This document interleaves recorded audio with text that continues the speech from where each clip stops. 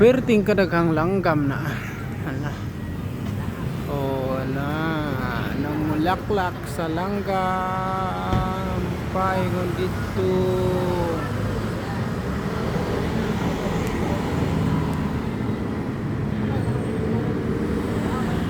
Parang ano, git-git, git-git, inggit, git-git. Di kadaghan na. Paingon dito.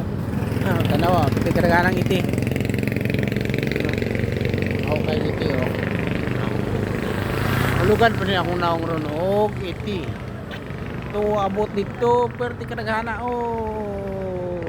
Na ana kasi balay-bay siya. Ana. Git-git nga.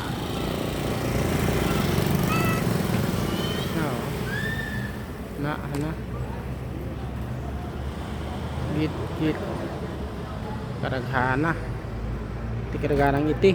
No.